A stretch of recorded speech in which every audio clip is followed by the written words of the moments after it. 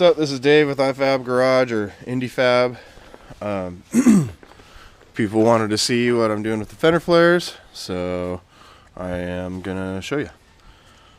Starting out, we're gonna make a bunch of little tickets like this, and you're just gonna tape them off in place. You're gonna figure out, you're gonna want to cut out some wheel well, figure out how deep up inside there that is.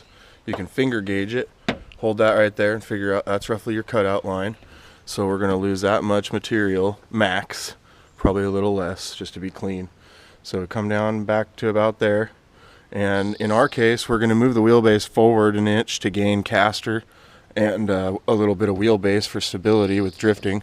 So I just take my finger and just kind of eyeball out a line that I like. You can use your finger gauge like that. Helps you kind of taper it as you go. And so that's a cut line. That's a maximum wheel opening that'll allow us to go with a bigger wheel or whatever we want to do. So then there's another line that's above that, which is your your fender top line. And depending on how much suspension travel you get, in our case we're going to have about 2.5 of up travel from ride height. So you figure you're going to want to have a couple inches up inside just so you can tuck. The more you have, the more you can tuck, obvious. But you don't want to go too far because that's going to look lame if you get right up on that body line. So I'm going to come down to about there, and I'm going to just tape a bunch of pieces like this. Boom, boom, boom, boom, boom, boom, boom, boom, boom, all the way around. And all I do to do that is figure out the size I want to start with. I don't know, it looks like about 3.5 inches wide by about maybe about the same long, 4 inches long maybe.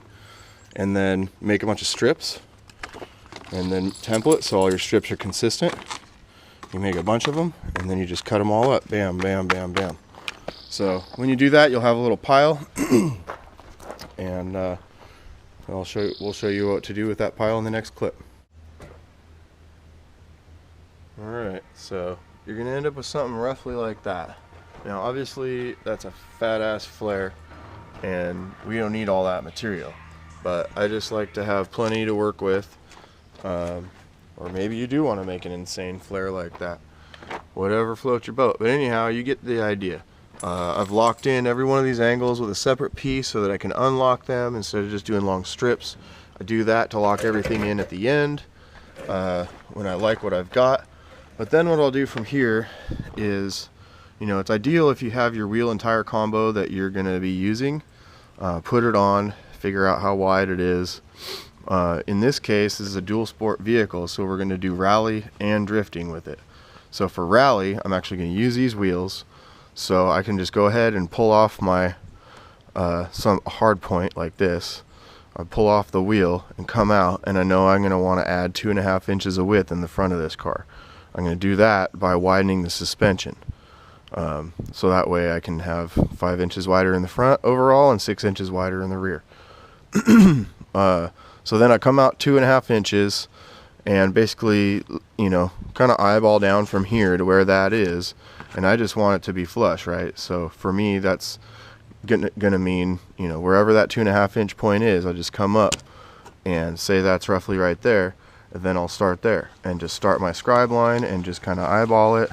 And I'll draw it on with Sharpie and then start cutting it.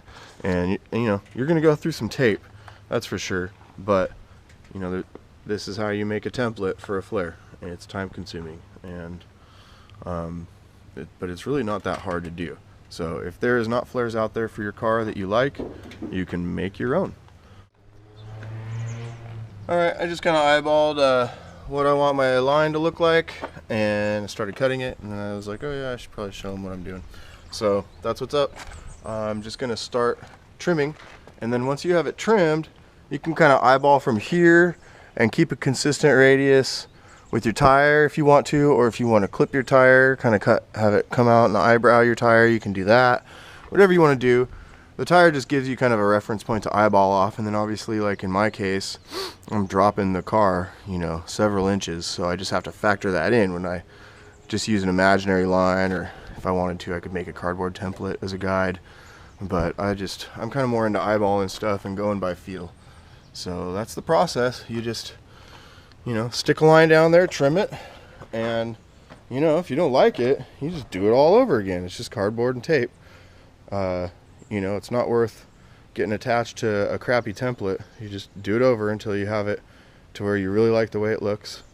And you know, it might take you 2-3 hours to get one, but the cool thing is that when you get one, you flip it over and trace it and you got both. So I already did that for the rear and it worked out great, and so now I'm just showing you guys what I'm doing on the front, and we'll wrap this up and we'll have ourselves a set of flares. Alright, it's starting to take some shape. It's still quite a bit more bold than the rear fender, but as I trim and trim and trim and trim, it'll come down to the size I want. Right now I think it's sitting a tad high. I'm going to go ahead and drop it down an inch, so I made my mark there.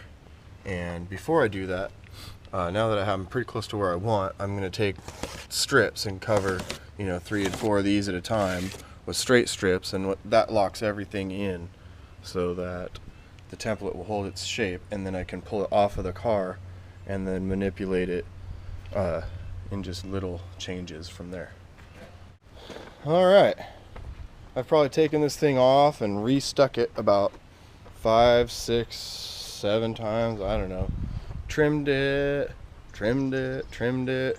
And I'll come down and I'll get, you know, get one angle going that I like, and then I'll find that I've got to trim this some more, and then I got to recontour it. So you just kind of keep working it until you get it where you like it, and I kind of like it.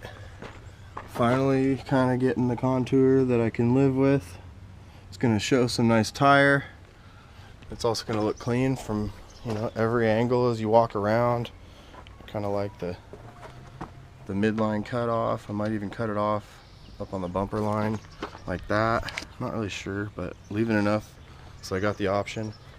And so I think we're going to roll with that. So what you do is when you get it to that point where you like it, you're going to take tape and you know, make sure you got the flare distance you want still.